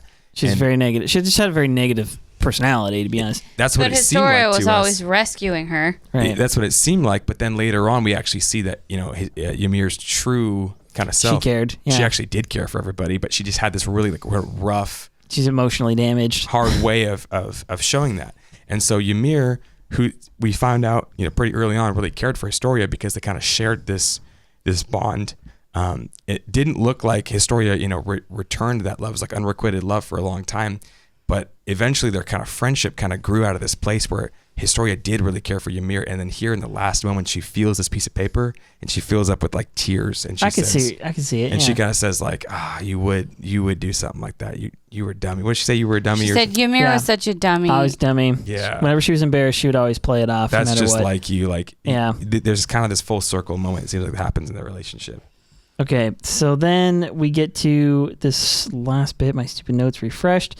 Okay, so we get to the meeting. So this meeting gets called. Levi, the whole group, everybody's there, and Premier Zachary's there, and he says, "Okay, we've got these books. They contain the history of what we know beyond the walls, and only people who know about it are in this room. And we've got this handful of scouts. 199 died." Dang. That's freaking sucks. That's basically the whole scout regiment. Thing. So we're here to assess the situation and establish an agreement as to how our government's going to go forward. And he calls up Hanjay. She says, we lost Erwin, but we did retake the wall, and we took two of these Titan powers. We stole the Colossal Titan. Yeah, stole the Colossal Titan power. We are in a precarious situation, though. She says it would be a relief if the only monsters, if only Titans were the monsters and they were our only enemies. Basically, if season 1 was all it was, what an awesome relief that would be. And never in all of your life when you're watching season 1 are you thinking, think that would be what the a case? relief. It's just giant mindless zombies. Just house-sized zombies. That's all we got to deal with. That's all it is. What a relief. No, you think oh my gosh, this is horrible and terrible. What are they going to do? And you realize there's an even worse evil beyond giant, because our zombies. true enemy. There's an even worse evil than people infiltrating our society. There's an even worse evil than a country across the ocean that hates us. There's an even worse evil than that, and then it's everybody hates Eldians. It's that the whole world is corrupt, that people get into power and use it for terrible, tyrannical ways and lord their power over others. It's that there's sin in the human heart. That is what, dude. That's what it is. It's Erwin's thing to Eren in season 1. He's like, "What do you think the enemy is?" Even Erwin knew this way back in the day. Yeah. Dude is freaking smart. And even Ymir was talking. Eren says okay, if the Titans aren't the enemies and Reiner and Burton aren't the enemies, who's the enemies? And Hanjay kind of summarizes and says, the world. Yeah, they do this cool overlay of Hanjay's face and Ymir, and then because Ymir got cut off, she didn't get to finish that sentence. What would you say if I said it was the? And then Hanjay finishes the world. The world. Yeah. The real enemy is the world. The world wants us dead. So, yeah. So then it cuts back to this final scene with the owl. With the owl, and oh wait, sorry. Before I get to that, sorry. She says, Hanji, one last line I want to point out. Yeah, what if the world wants us dead? She actually mentions in here, we are a special race, rather, and it's believed that we will one day, or that we will one day rule again. She actually says it, and I'm like, what? What do you mean you're gonna? How would you do that? There's a faction out there that believes that one day we're gonna rise back to power. Yeah. All right. So at any rate, so now we get to this conversation. The owl says, "Listen, if the founder falls into Marley's hands, we're finished." And all Eldians are Eldians are done. And Grisha responds, he's like, well, the king wouldn't allow it. And he's like, no, the king won't fight at all. And he goes into this whole spiel, and this is where we get this first glimpse of like, okay, yeah, this is a good question.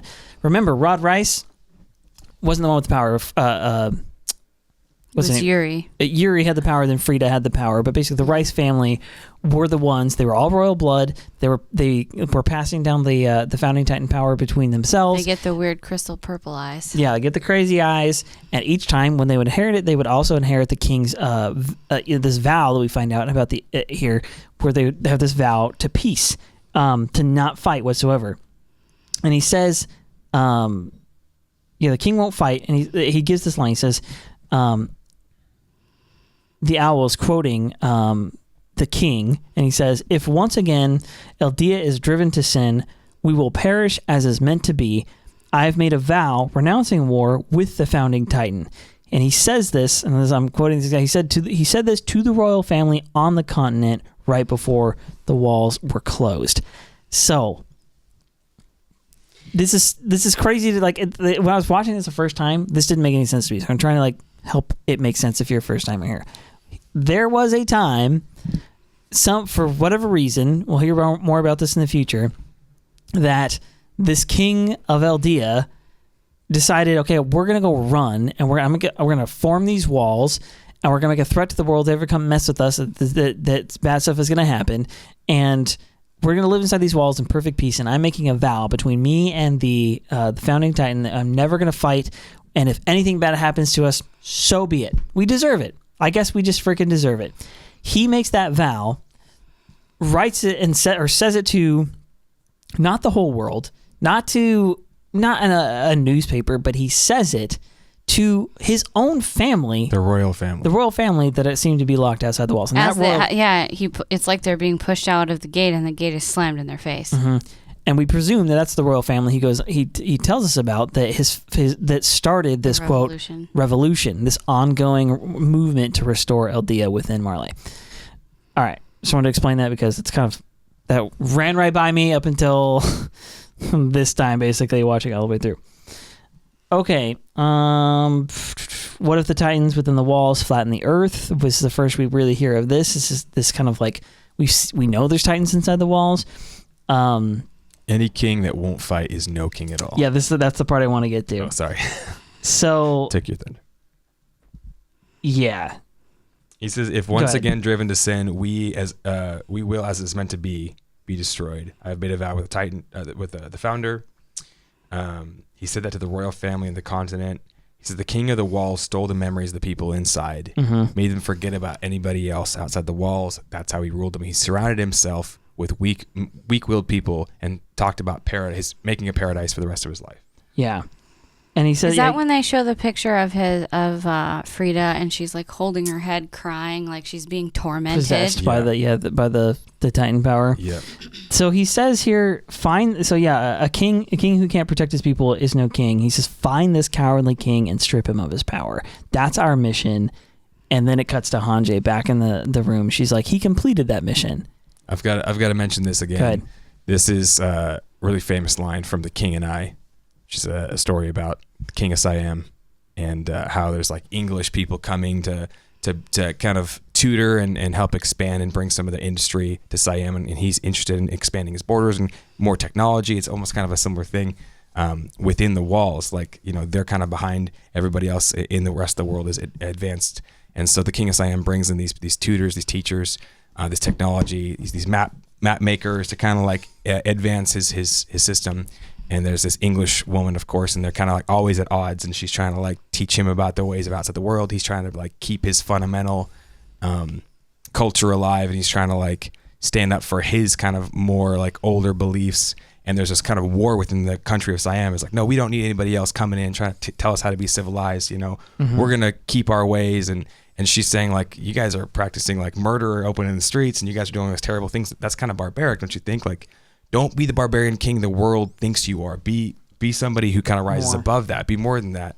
And so he's kind of conflicted this whole time about like, should I go with what my country's always done, or should I try to like become more than what a barbarian is? And he's conflicted all the time, and he realizes that in the end, he says the worst kind of barbarian king there is a weak king. Yeah. A king who's indecisive, a king who can't make a good decision for the sake of his country. That's the worst kind of barbarian there is. An insecure, weak. Yeah. And that's like the worst kind of man or person that is somebody who's weak and indecisive. That's always the person that ends up hurting other people, not protecting those around him.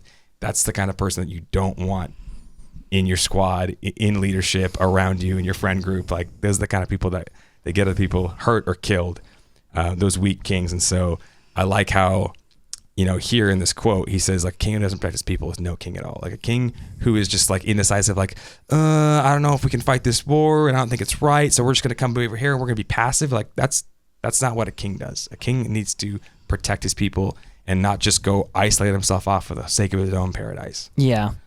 Yeah. It definitely, when you look at the Rice family and Rod Rice in particular, he's a pretty groveling, insecure character himself. And anyway. Okay, so I want to get to this last little bit here. Eren realizes, so they're having this conversation in front of this, the people, the whatever, military and so on. And Eren comes to this realization that Hanji says, it looks like it was possible for Eren to control pure Titans using this coordinate power without any royal blood. Perhaps it's possible. And Eren realizes, no, that's not the case. The reason I was able to use that power when I did it is because it wasn't just out of sheer effort or because I was in a dire situation. It's because I made physical contact with Dinah Fritz, who is royal. In Titan form. In Titan form. She is royal, and that is what unlocked that power for a moment for him to do that. That's a key plot point. Other key plot point is the fact that Eren says, I'm not going to tell anybody about this. If I do, first of all, it's only a hunch, so I don't know anything for sure. And if I do, who knows what would happen to Historia? We know she's a royal, and who knows what the military would do to her. Funny though, he like stands up and he's like, it can't be. And then they're like, what? And then he realizes, oh crap, what will they do to Historia? And he's like, nothing. Never mind. Sits back down. And he's like, oh, he's been having these outbursts lately. He's literally like. But the thing is, he doesn't even tell Armin and Mikasa. He's like, I haven't even told these two. He needs to. Think about what Armin could have done with that information. He's the smartest kid in the block. But you can kind of tell the way Hanji and Armin are looking at him. They're like, I think we know something is up with you. You just figured something out that you're not telling us. Their lack of trust in him started then, I think.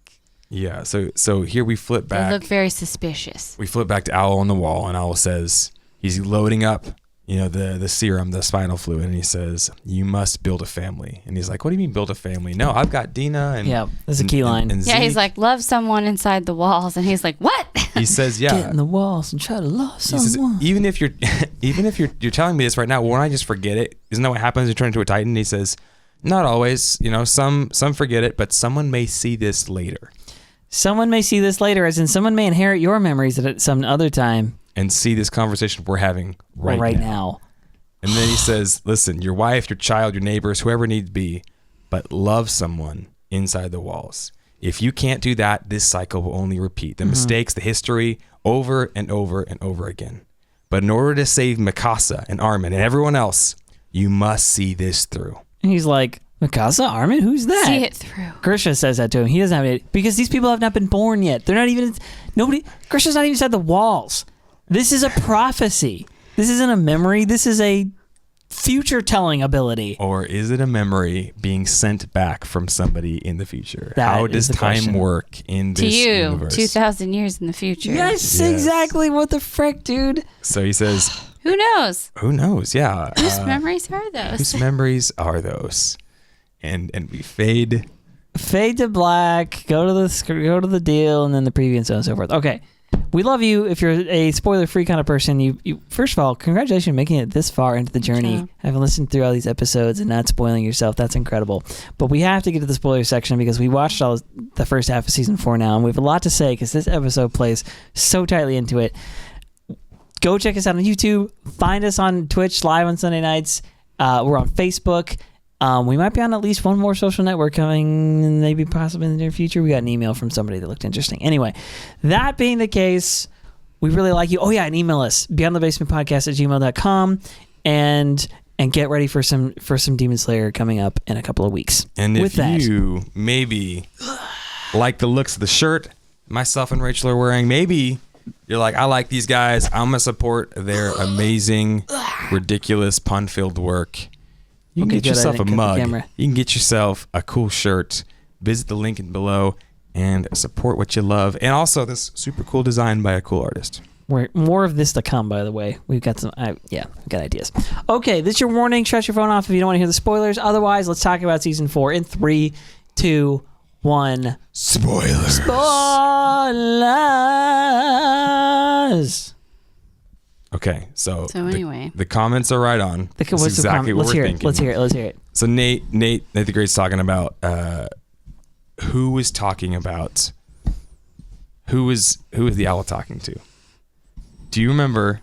Gosh, I'm so glad we're in spoilers right now. When he's like, save Armin Mikasa, he's talking to Eren. He says you have to complete the mission. You have to see it through. You have to see it through in order to save everyone. And Grisha's like, who are you talking about? He's like, listen, I'm not talking to you. I don't even know, bro. It's like he's looking into the paths face to face with Eren now. It's as if him and Eren keep overlapping in the animation even. So I think they're showing that he's becoming one with him. Yes, they overlap because they are the same. Remember in season 4? He calls himself Eren Kruger. Like this is why I want to mention this. Okay, at the beginning, this is my first spoiler. Just like him. The first spoiler, he says, the very beginning of this episode, he says, Grisha asks him, who are you? He says, I am Eren Kruger. Okay. Mm-hmm. In season 4, I think he says, Falco, somebody asks him, who are you? Yeah, and he says, Falco. I'm Eren Kruger. He says the exact same thing. Now, his father, we presume, named him Eren after this guy, right? But his name was Eren Yeager. But he says, I am Eren Kruger.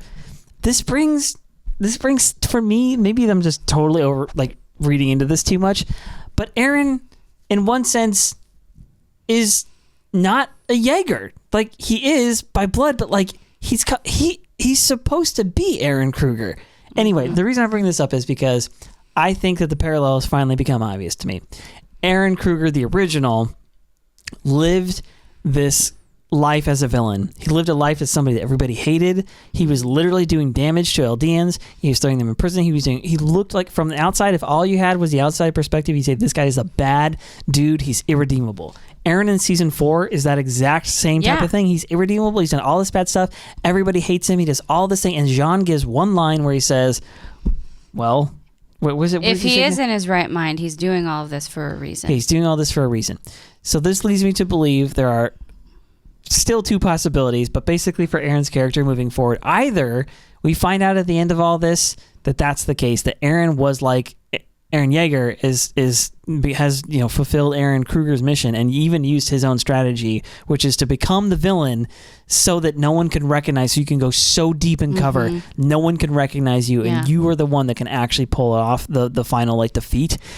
Either that, or Eren actually does become the villain. And I think horrible. Connie, there's already been a lot of foreshadowing. Connie keeps saying, does that seem like Eren to you? It doesn't seem like Eren to me. Like they keep, and I think even John said, no, that doesn't really seem like Eren anymore. It's like Eren has become a different person. Mm-hmm. And I've been saying for a while now that he reminds me of the owl. Yes. The way that he has no emotions and he's just doing what needs to get done because he's on a mission, and it's like he's pushing away everyone that he cares about so that he can't be influenced by his feelings at all. Look at what Nate says. To make your headaches worse, is Eren imitating the owl, or is owl imitating the Eren? Or perhaps they're both being influenced by some third person from the future? Yes, that's the question. This leads into my first theory. Go ahead. So the 9 people who inherited the Titan powers first from Ymir, the original 9, right? What if they have very specific personality traits and beliefs, and those traits and beliefs are the original, like they go with the founding Titan, or the Titan powers, and so whoever gets the attack Titan power looks, imitates, acts like Whoever had it first. All of them from first. Yeah. Because they're all connected. All these Eldians are connected through the path at some point. So they're all being melded and molded to that. Throughout all history, the Attack Titan has always been the same. Mm-hmm. That person's will kind of has indomitable. Kind of like the king and his vow. Yes. And it then persists. The Beast Titans, as far as we've known, have always, so far, been like scientific, kind of like... Seems to have a thing for throwing stuff. Yep, left brain, baseball. Right. Okay. So the Colossal Titan have been quieter, have been strategy, have been people who were, unsure about how to like be courageous in the time that they needed to. Have been second guessing people. Yeah, a little bit insecure. They both liked Annie. They did both like Annie, by the way. That is real. The different time, like also Armin liked her before he was the freaking Colossal Titan. Yes. The Jaw Titan have both been people we can't stand. Okay, well, wait, stop. Okay, Marcel. Okay, we've seen 3 Jaw Titans. We didn't know Marcel. Yeah. Marcel, Ymir, and then Porco. Yeah, we actually did like Marcel, I guess. So here's the thing.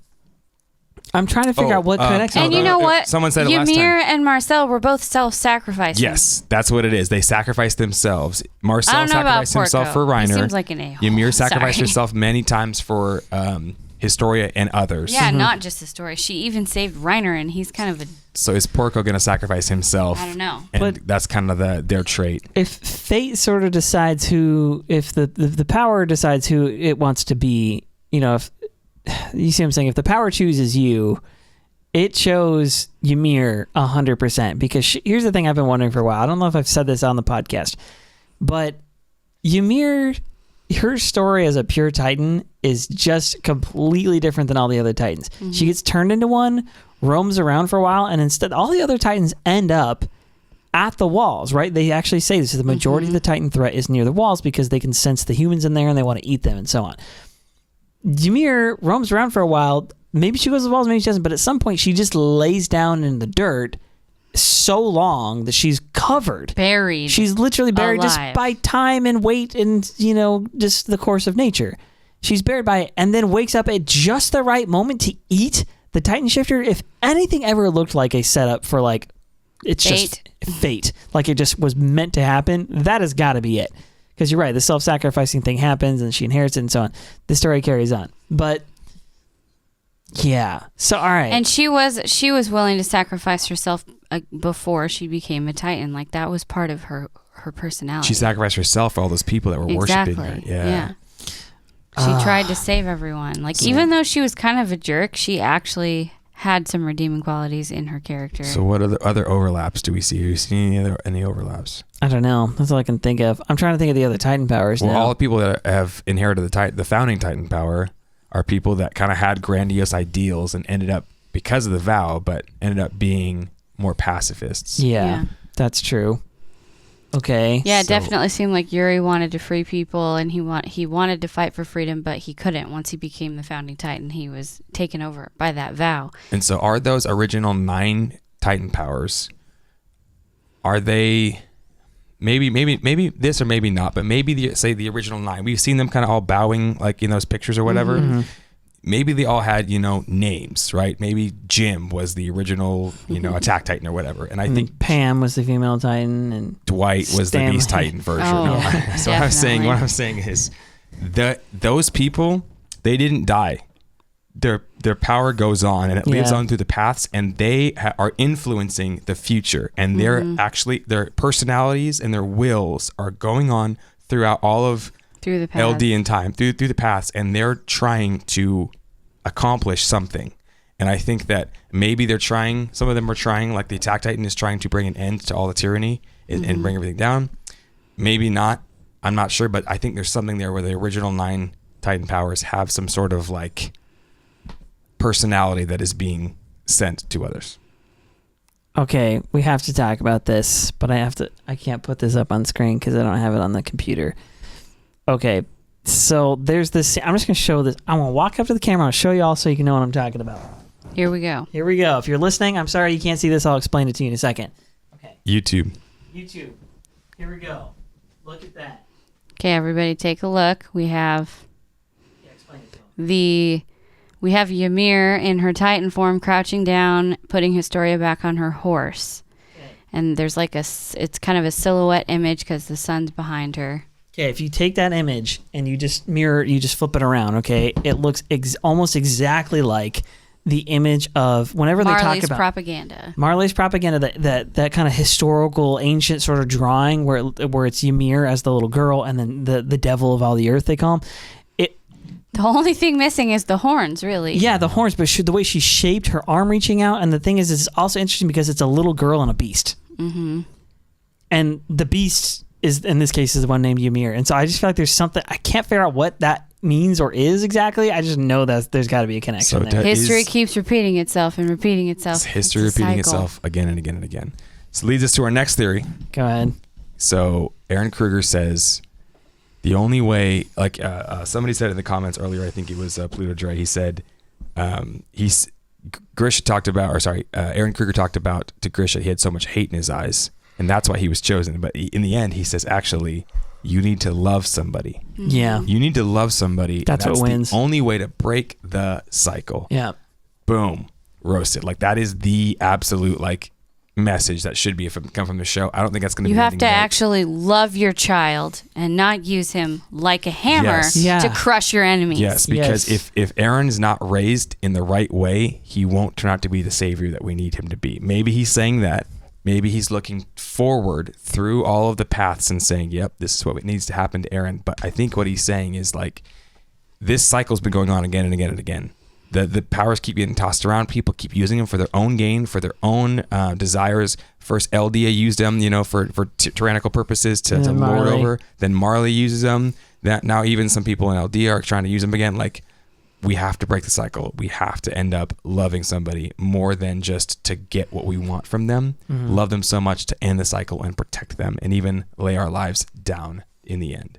So there's a theme here that means love is going to be the thing that stops us. Now, when he's talking, he says, you have to continue on, right? And Grisha's like, what are you talking about? He's like, shh, I'm not talking to you, right? Like, we think he's talking to Eren. We think he's talking to people who are looking from the future, right? In the future. And we don't know all who's looking from the future, but he says, we don't know who's going to see these memories, right?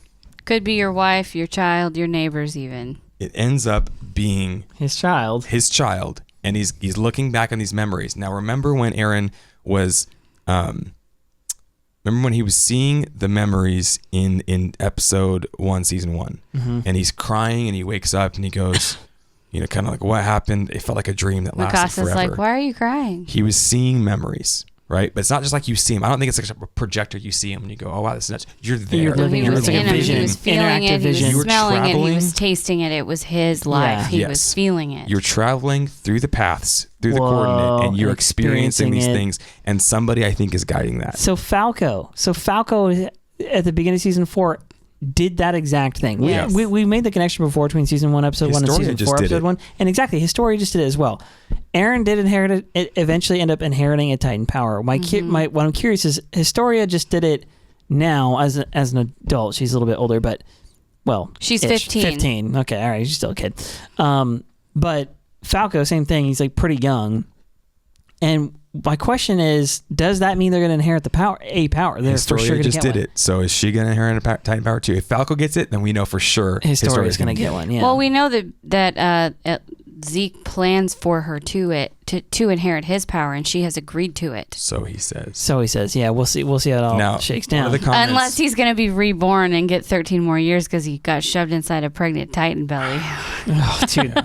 That's getting real crazy. One of the comments was that maybe because Eren's in the prison cell below, Historia's up top, he's using the paths to connect those memories. The paths were opened in the area, so when Historia touches the letter, she's able to go into the paths as well and see Ymir's thing. But here's my kind of other theory. My other theory is, so Eren was dreaming. Mm-hmm. In episode 1, season 1, and he's seeing all these things, and he's like, "Oh my gosh!" Right? Then later on, Eren has those memories again. He wakes up and says, "Who am I?" Because he's not sure where in time he is and whose memories he has, and who's guiding him. Right? Who am I and where am I? Then Eren says he's holding his arm just like Grisha was holding his nubs. Yeah. And he says, "Shinjeki no Kai Kyojin," like that, the attack Titan. That's my Titan power's name. And Hanji goes, "Excuse me? You talking to yourself? What's going on?" He goes, He was like, he was there. He was in it, right? So and do you we see think the that's- overlapping, the conversation happening between these paths as it's getting like put into his brain. Hang on, follow me for one more time. Okay. There's another time, Yeah, season 4. season 4, where he's looking in the mirror. That's my question. He's talking to something. Hanji catches him again. He's there. He's talking to somebody. yeah. He's getting memories. And then what do the memories tell him? Fight. You have to fight. And here in this time, the owl says, you have to do the mission. Stand up and fight. It's like the owls, the attack titans, the previous generation through the paths are encouraging the savior that they've waited 2,000 years for. You have to finish the mission. Finish the task. Who cares who hates you? Stand up. Freaking look at this photo and fight. And Hanji catches him again. It's the same situation. I think it's like that on purpose to show us she's catching him when he's in the memories. Yeah. We don't know what the memory he was seeing in that exact moment was. I wonder we do know if what he was saying. that same memory when he's on the wall, because the owl's saying stand up and fight. Maybe it is, Stand or maybe up, it's a different fight. time. I think you cannot just watch it on a screen. I think you experience it. I think maybe you could even talk like the why do I always forget this? Avatar Last Airbender to like the previous memories. I don't think time works how it is. You're saying it's a prophecy. I don't think time goes like this. Yeah, I see what you're saying. It's just like everything when you're in the paths. It's very like interconnected. And the thing is that Eren is at the center of all of that. He's the center of any message, getting sent back and forth. And then he inherits 2 more Titan powers. When he's in prison there, he inherits He could have been talking to the Warhammer Titan. That's what I'm saying. Is he could how far back has he gone? Which memory attributed to which Titan is he talking to? Because up to this point, he's always had 2. He gets a 3rd one. I just don't know what that is, what it's unlocking. And so how does it keep him all straight in his head? Yeah, how do you keep him all straight? And the question is Eren being corrupted and kind of destroyed by all the traffic and the chaos, and he's losing control over the whole thing, and the powers are taking him over, or has he learned that no, like I have enough knowledge and a foresight now to know that the way that to end this whole thing is that I actually have to become the villain in order to save the world.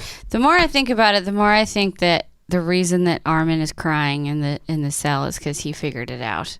That Eren's gonna have to kill himself. That Eren actually is doing something noble, and he's just playing Yelena. He's just happy about his friend. Yeah, I think he's just playing Yelena. But it's also sad because he's gonna have to sacrifice himself. I definitely think he's playing Yelena because he's done this trick multiple times in the show. So, but I think the real reason that he's emotional in that moment is because when he hears her explanation and he knows, like he connects all the dots and he realizes what's gonna happen. If only Eren would have, I don't know, talked to him when they were alone earlier and told him what was going on. Yeah, season 4 feels so hard for that. And I think he's grieving for his friend having to hurt everyone like that, and also relieved that he doesn't actually hate him. Yeah.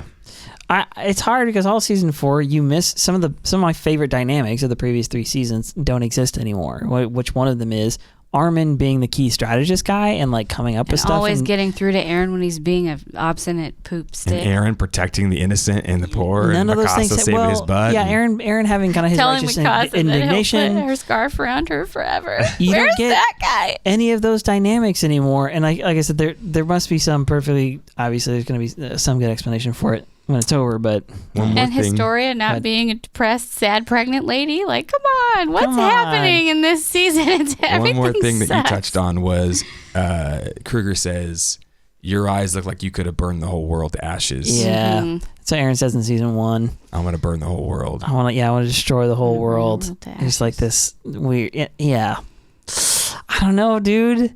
What is he gonna do? Well, I mean, he can do the rumbling, probably.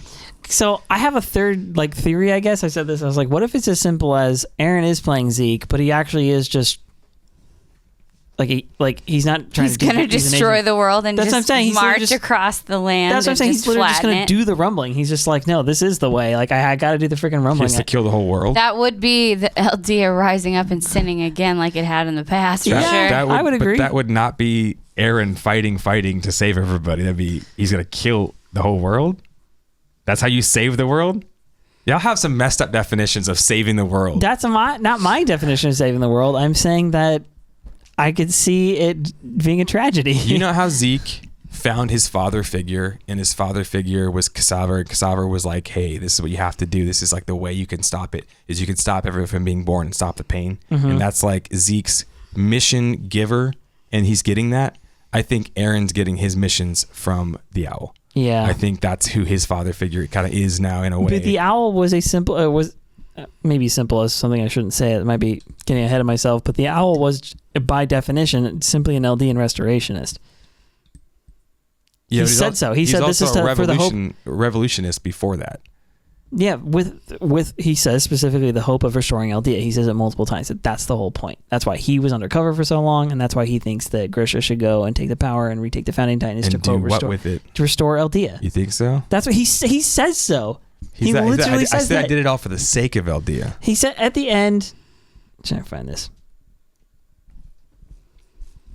Eren, he does say it to him. I can't find it in my friggin' notes. So Eren definitely at the beginning of all this was trying to save the world, and so was Reiner, and that's what they had in common. And so I don't know. I don't know. What does this saving the world look like, though?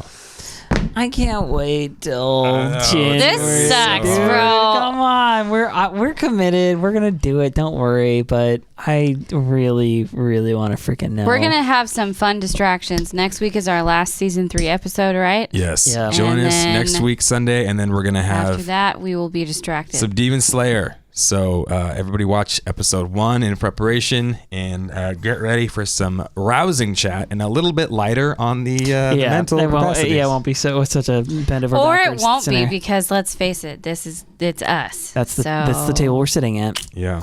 All right, we love y'all. Go send us emails. We want to hear from you guys. Check out the YouTube channel. Lots more cool content coming on. Seriously, if you have not joined us for game night, go back and watch some of it if you can, and then join us for game night. We play with everybody, and it's awesome, and we have a grand old freaking time. And thanks for joining us on Twitch tonight, guys, and all the other previous nights. Yep. Appreciate the interaction. Rock. Like connecting with you guys. You're the best. All right. Peace. Hey guys, thanks again for watching and listening to our show, Beyond the Basement Podcast. If y'all are enjoying it, go ahead and leave us a 5-star review on iTunes or wherever else you listen to our show. Check out the description below for links to our awesome Attack on Titan merchandise. And join us live on Sunday nights on Facebook for all of Season 4. And some of our best content is on YouTube, including me, so go ahead and check that out. And lastly, if you guys have any questions or just want to chat with us, please email us at beyondthebasementpodcast@gmail.com. Thanks again, and we'll see you guys in the next video.